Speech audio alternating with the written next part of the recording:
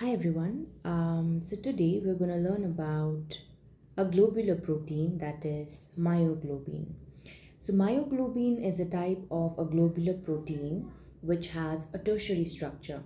That means it is not a primary structure, it is not a secondary structure, but it is a tertiary structure. So we already learned about the primary structure, that is a linear structure, right?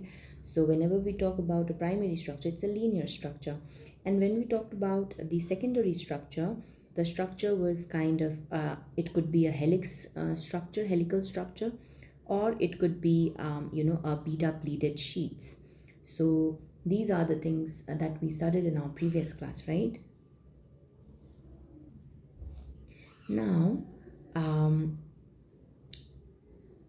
let us try to understand the structure of myoglobin. So myoglobin does not only have a protein part, it also have a heme prosthetic group. So we'll just have a look upon it. So as you can see over here that myoglobin has a protein part and a heme prosthetic group as well, right? So we're going to learn about it like in detail. Don't worry about it. So first we're going to learn about the protein part. So how does the protein part of the myoglobin looks like? So let us see. So this is actually the protein part of the myoglobin. So as you can see over here that there are 8 alpha helices, right? I've made it 8 alpha helices. 1, 2, 3, 4, 5, 6, 7, 8, right? And then they are joined together by beta turns. So we haven't learned about beta turns yet. So beta turn. So beta turn is actually just a turn which helps to actually join two helices, or it could join two pleated sheets, or it could join alpha helix. So it's just like it's just like a joining thread. So these are joined by the beta turns. So the all these things are beta turns. Now if I want to if I want to write this part, so this would be the N terminal of the protein, right? And then this would be the C terminal, right?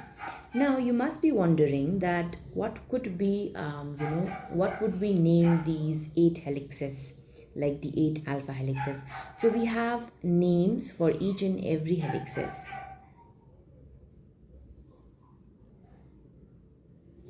So this first helix is known as A, this is known as B, this is known as C, this is known as D,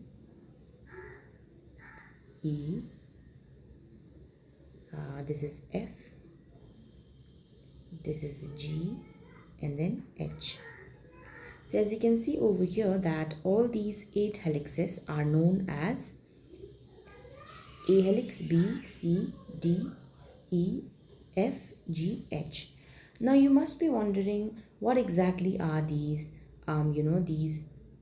I've written, like for example out here I've written phenylalanine, I've written 7th histidine, I've written 8th histidine, right? So the heme prosthetic group which I talked about is actually present between the E and the F alpha helix. That means it is present over here, somewhere over here. So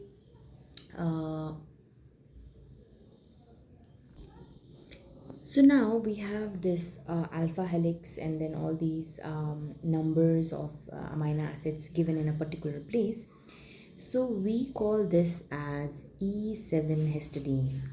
So we call this as E7 histidine, and this has definitely some role in binding to the heme prosthetic group, and also the F8 histidine. That means 2 histidine which is present in the E helix and the F helix, they are actually responsible for joining to the heme prosthetic group. I'm going to talk about it, don't worry about it. So let us just write over here some of the details. So we have E7 histidine. Now, what exactly does E7 histidine mean? And also we have F8 histidine, right? So we have two histidine. Now, the this is so this is the alpha helix. It's gonna start, then come over here, then come over here. Then what will happen is the E helix will start from here, right? It's gonna start from here actually. So as you can see over here, that when we start over here, from the starting point, the seventh amino acid is actually the histidine. And then when we start from here, after the beta turn, we start over here, you could see that the eighth amino acid of the F alpha helix is histidine as well. So these two histidine will be responsible to join to the heme prosthetic group. I'm going to talk about it. And then we have this phenylalanine, and then we have valine as well. So phenylalanine, as you can see over here, it is present towards the end of the C, right? It is present towards the end of the C. Yes, towards the end of the C, and then towards the starting of the D helix, right? So I can name this as CD1 phenylalanine, right? Why am I saying CD1 phenylalanine? Because it is the phenylalanine is towards the end of the C alpha helix, and then towards the starting of the D, because it is in the starting, right? It is in the starting of the D helix. That's why it is CD1 phenylalanine. So another one is we have valine. It is present in the which position? It is present in the E, the alpha helix of the E alpha helix only. So if you start over here, this is going to be the 7th position, this is going to be 8, 9, 10, 11. So it is present in the 11. So we're going to write it as E11 valine, right? So as you can see over here that I have written 4 amino acids specifically present in this particular myoglobin. And we're going to learn about it. Don't worry about it. We're going to learn how are they connected to the heme prosthetic group and all these things. So just like remember that what is E7, what is F8, what is CD1 phenylalanine, and E11 valine. So these 4 things you need to remember. Now let us talk about some of the other things. For example, when we talk about the myoglobin, it is a monomeric protein, right? So what exactly does monomeric means? It is made up of a single polypeptide. That means one single polypeptide, right? Now how many total number of amino acids will be present? This will be 153 amino acid. And if I talk about specifically, then I can say that 7 to almost 23 amino acids per turn. So why am I saying this? That means when I talk this myoglobin, take this myoglobin structure from here, right, from N terminal to till the C terminal.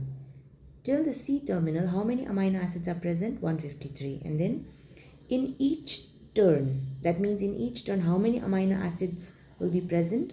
Approximately 7 to 23 amino acids. Now number of helices, of course we have 8, right? So 1, 2, 3, 4, 5, 6, 7, 8. 8. What about what kind of direction are they actually showing? So these helices, that means these helices are usually 80% of them are alpha helix. That means they are in the clockwise or anti-clockwise direction. Alpha helix, right? So just write it down. They are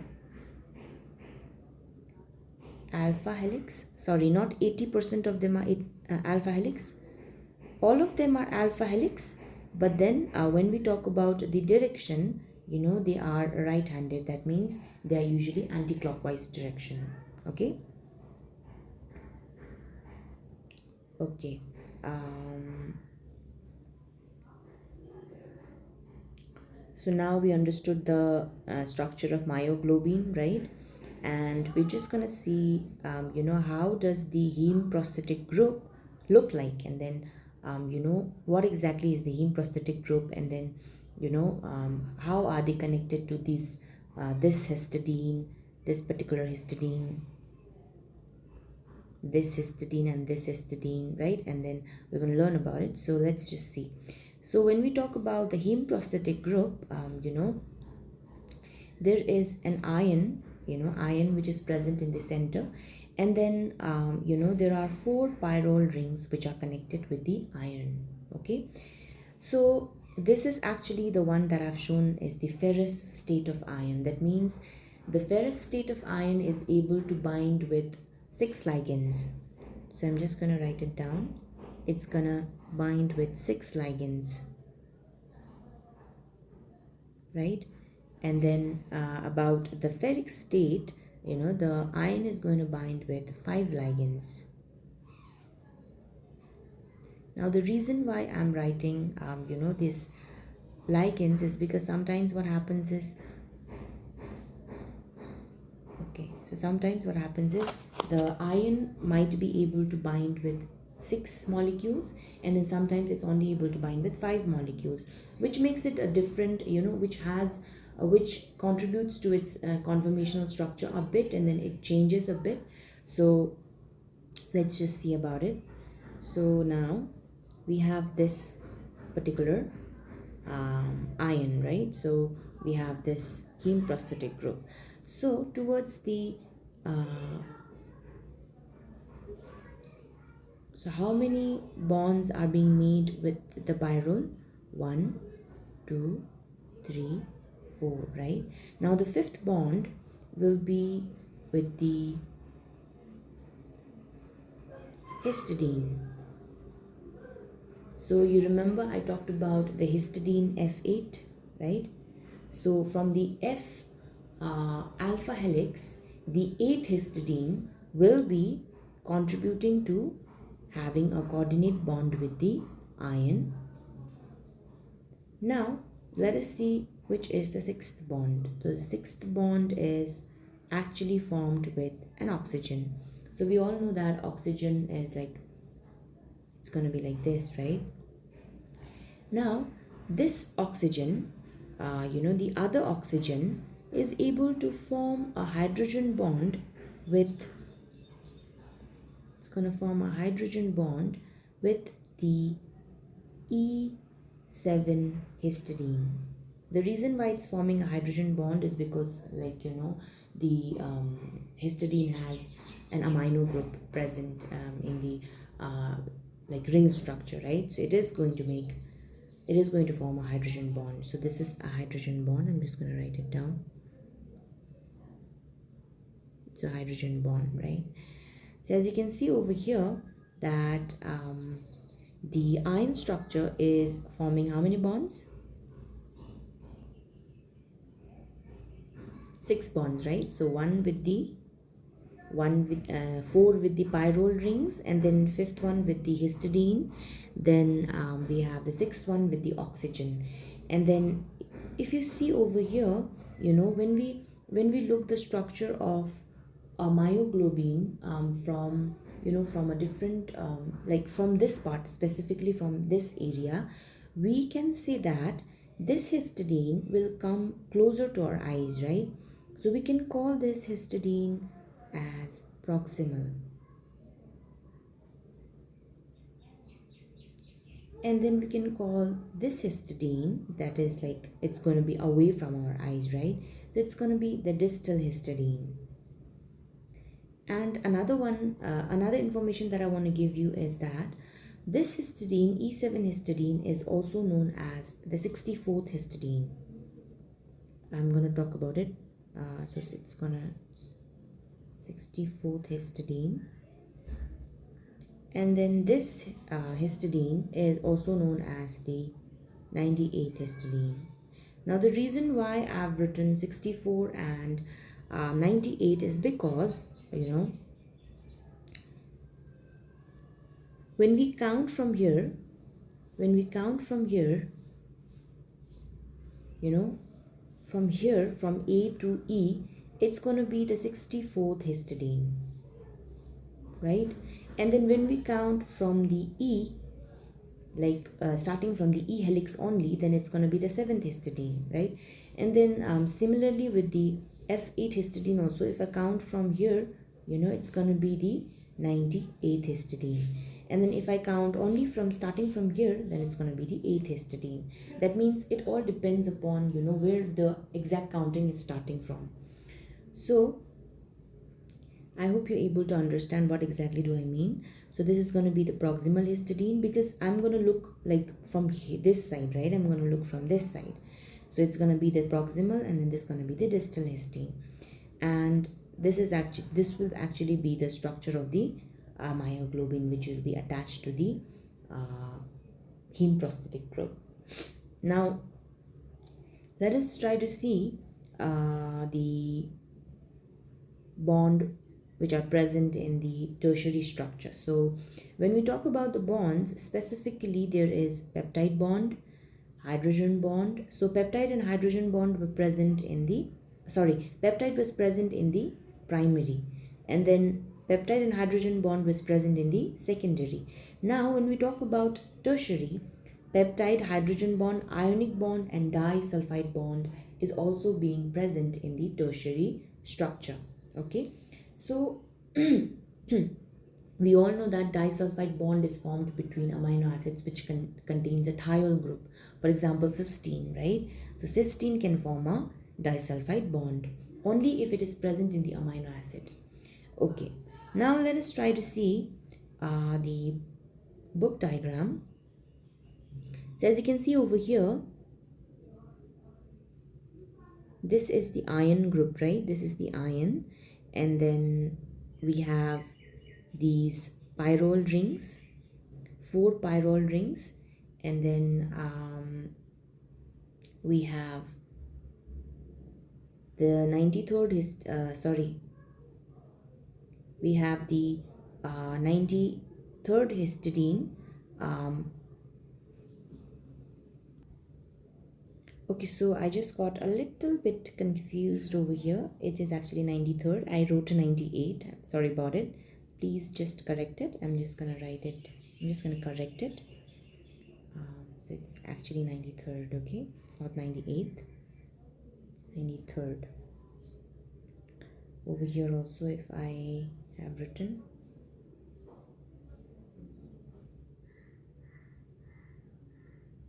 oh no. So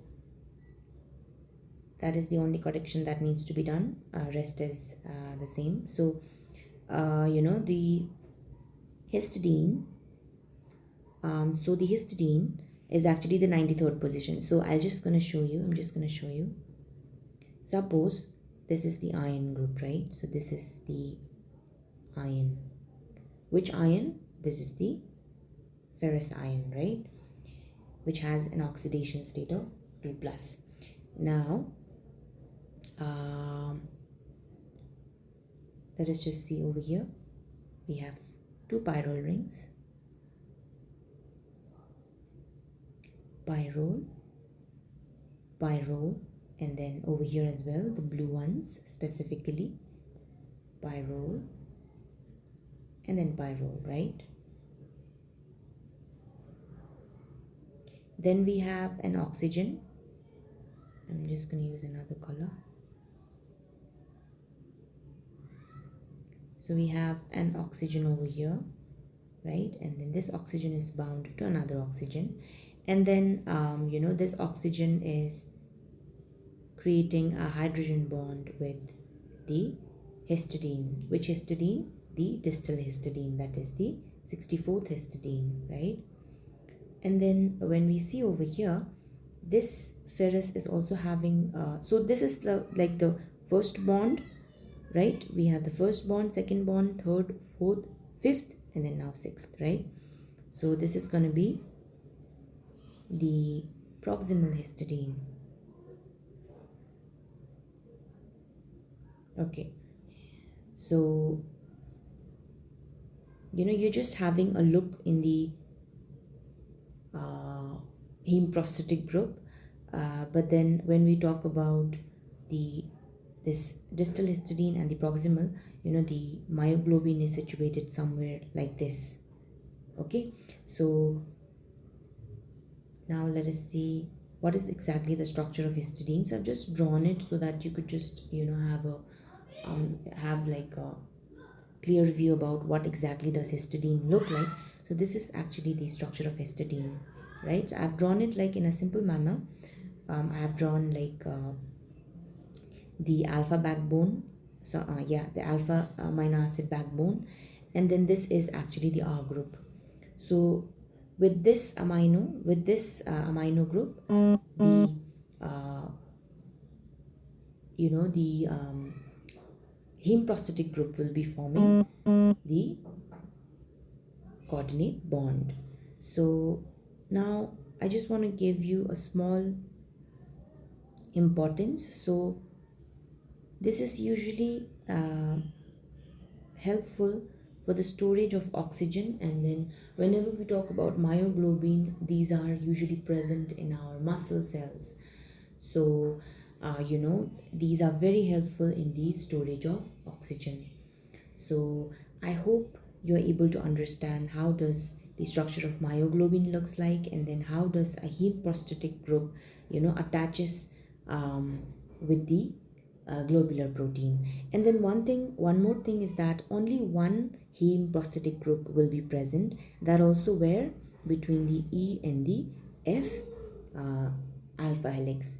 The protein is the heme prosthetic group is actually going to be here, and then this protein that I've shown you in a linear structure, not in a linear but like in a secondary structure, this is not going to be looking like this.